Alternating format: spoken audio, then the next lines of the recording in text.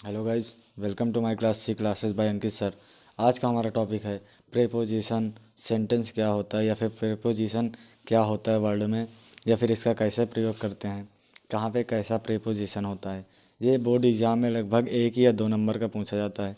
तो हम लोग प्रेपोजिशन के बारे में, इसकी डिफिनीसन, इसके काइंड्स और इसके संपूर्ण ज्ञान के बारे में बात करते हैं। तो सबसे पहले डिफिनीशंस। प्रेपोजिशन प्रेपोजिशन क्या होता है?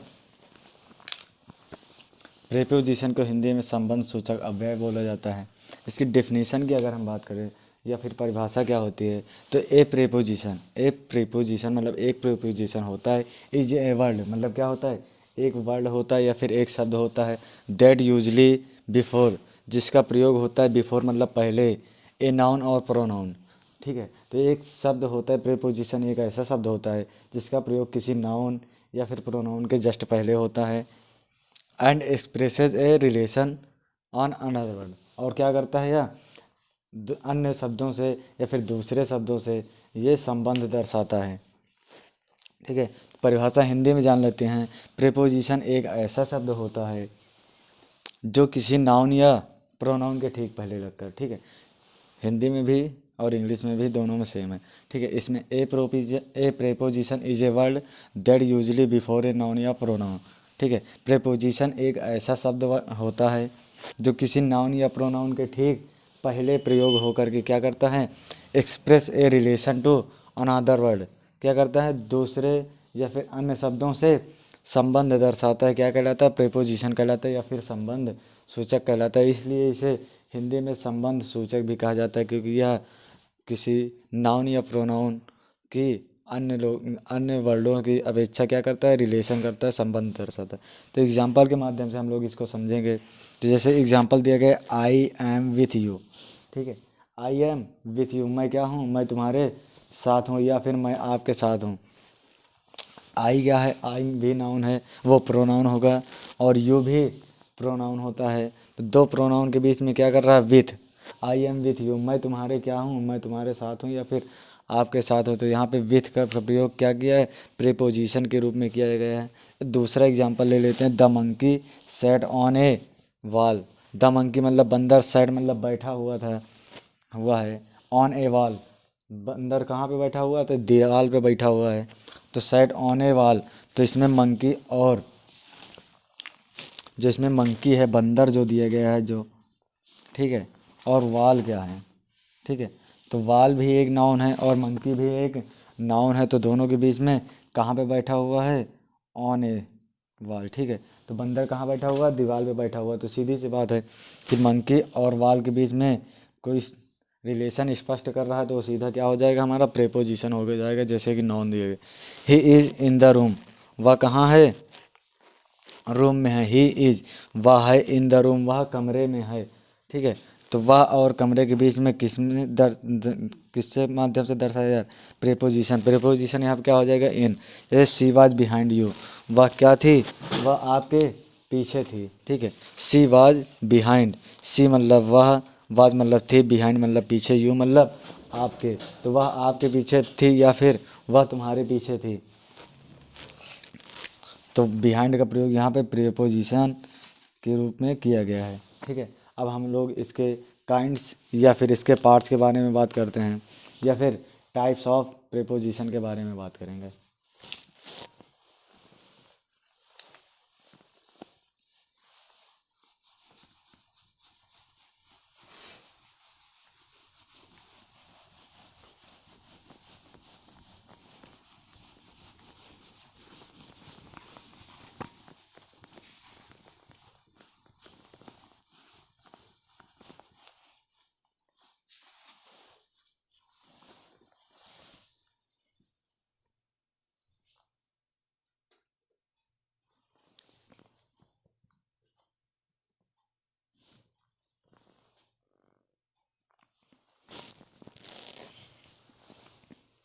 अब हम लोग चलते हैं काइंड्स ऑफ प्रीपोजिशन या फिर टाइप्स ऑफ प्रीपोजिशन।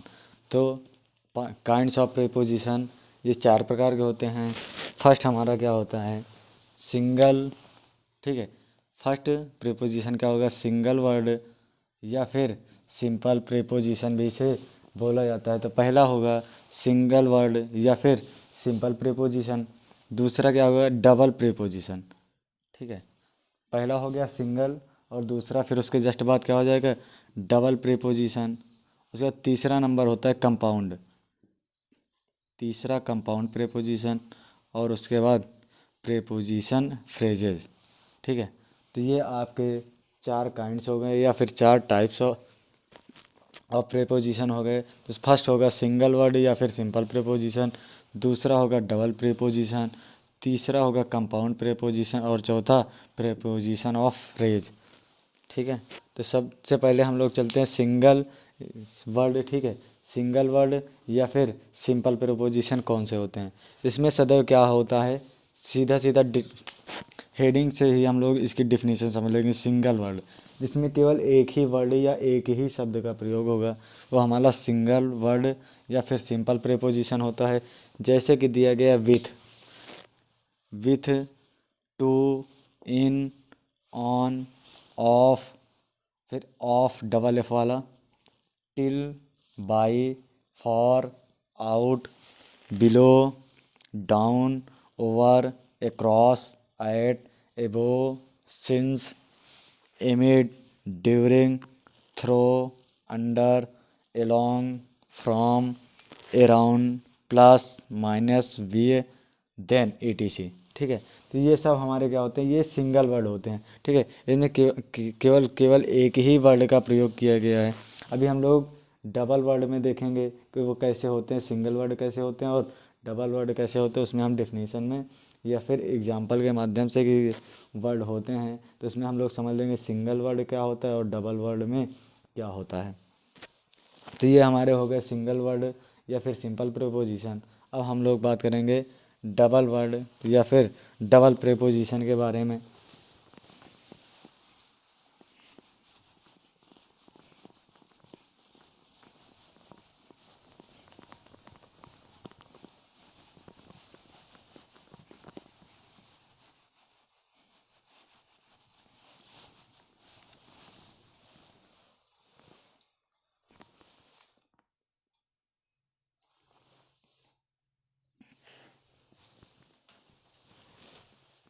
अब हम लोग नेक्स्ट चलते हैं डबल प्रीपोजिशन पे। ठीक है, तो डबल प्रीपोजिशन क्या होता है, जिसमें क्या होता है डबल, सीधा सीधा अगर डिफिनीशन की बात करें, डिफिनीशन के अनुसार हम लोग इसको समझें तो डबल डबल मतलब क्या होता है, डबल वर्ड होंगे या फिर दो शब्द होंगे प्रीपोजिशन के। ठीक है, जिन प्रीपोजिशन में दो शब्द होते हैं वो हमारे क्या होते हैं डबल प्रीपोजिशन कहलाते हैं। जैसे कि फ्रॉम, आउट।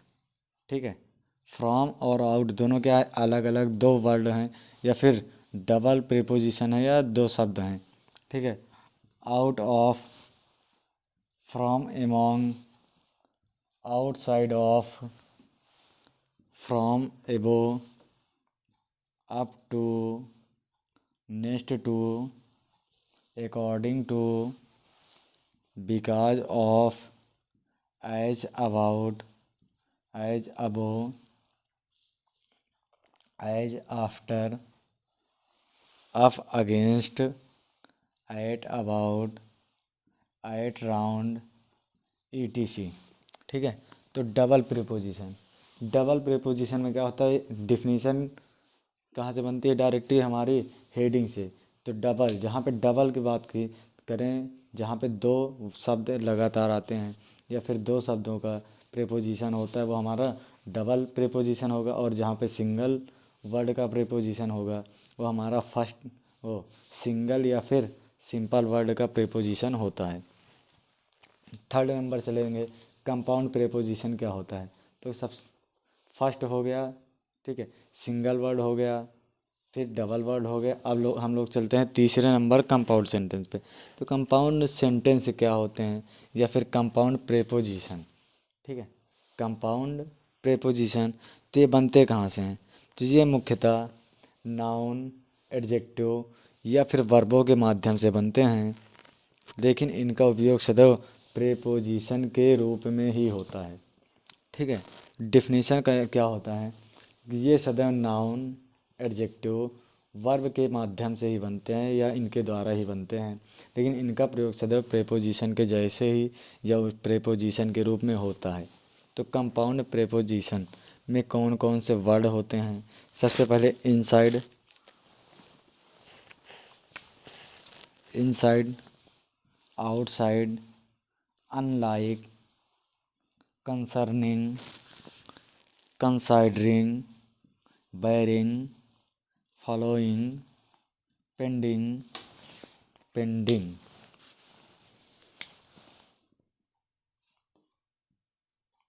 पेंडिंग। उसके बाद इंक्लूडिंग, ईटीसी, मतलब अन्य भी बहुत सारे वर्ड हैं जो कि कंपाउंड सेंटेंस में आते हैं। ईटीसी, ईटीसी का मतलब क्या होता है? इत्यादि, इत्यादि मतलब और भी बहुत से वर्ड होते हैं या फिर शब्द होते हैं।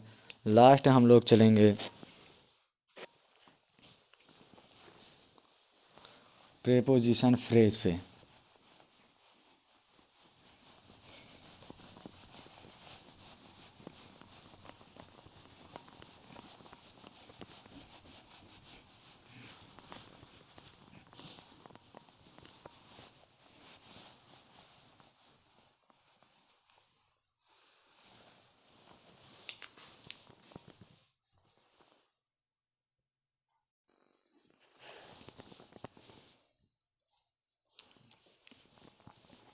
अभी तक हमने पढ़ा था, फर्स्ट हो गया सिंपल या फिर सिंगल प्रेपोजिशन, दूसरा हो गया डबल प्रेपोजिशन और तीसरा नंबर हो गया कंपाउंड। अब हम लोग चलते हैं पार्ट नंबर 4 पे, प्रेपोजिशन फ्रेज। प्रेपोजिशन फ्रेज क्या होता है या फिर इनमें कौन कौन से वर्ड आते हैं? तो प्रेपोजिशन फ्रेज में क्या होता है, इसमें सदैव मुख्यतः ग्रुप्स ऑफ वर्ड होते हैं। ठीक है, ग्रुप्स ऑफ वर्ड। ग्रुप क्या होता है? ग्रुप। ठीक है, एक ग्रुप होता है, ग्रुप ऑफ वर्ड, शब्दों का एक समूह होता है, फिर शब्द समूह के रूप में, प्रेपोजिशन के रूप में शब्द समूह का प्रयोग किया जाता है। जैसे कि दिया गया है according to, according to, according to क्या है? एक ग्रुप के रूप में। In place of, in place of, इसमें सदैव क्या होता है? एक ग्रुप के रूप में प्रयोग होता है। In front of, in front of, फिर in search of, in quest या फिर quest of, in quest of, फिर keeping with, on behalf you, in spite of, in regard to, instead of, owing to, with a view,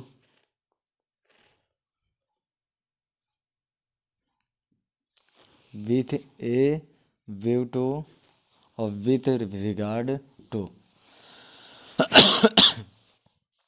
पहला हो गया according to, in place of, in front of, in search of, in quest of, keeping with, on behalf you, in spite of, in regard to, instead of, owing to, with a view to, और with regard to. ये क्या है? Etc. ठीक है, ये सारे हमारे preposition phrase या फिर प्रेपोजिशन ऑफ फ्रेज भी इसे बोला जा सकता है। तो ये सब उसके एग्जाम्पल या उदाहरण है।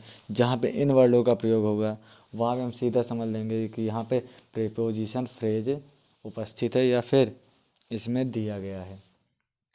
तो आज की वीडियो में यहीं तक।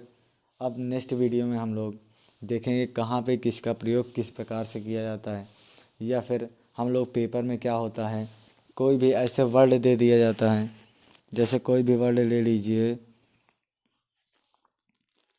ऐसे फिल करने के लिए दिया जाएगा और उसके बाद जस्ट वर्ड कोई दे दिया जाता है, जैसे कि emergency, EMERGENCY, emergency, dial, DIAL, dial 112। ठीक है, इमरजेंसी में 112 डायल करें। ठीक है, या फिर 102 एम्बुलेंस का होता है, ठीक है। तो इमरजेंसी डायल 112 या फिर 112 भी इसे पढ़ा जाता है। तो क्या होता है, तो कोई भी इमरजेंसी केस में ही तो करोगे इसका प्रयोग, ठीक है।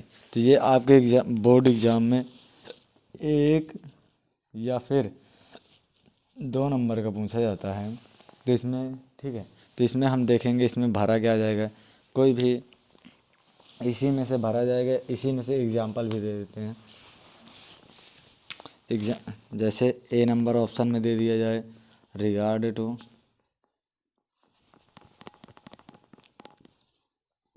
इन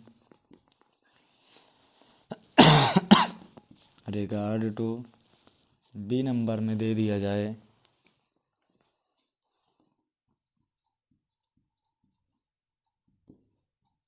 कीपिंग विथ WITH, और सी नंबर में दे दिया जाए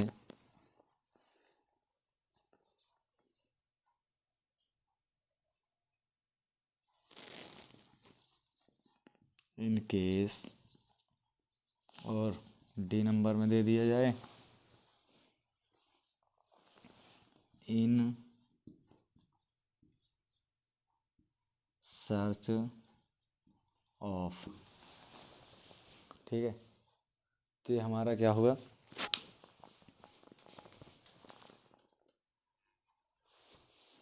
इसमें क्या हुआ है, इमरजेंसी डायल 112, ठीक है। ये हमारा बोर्ड एग्जाम में 1 या 2 नंबर का पूछा जाता है।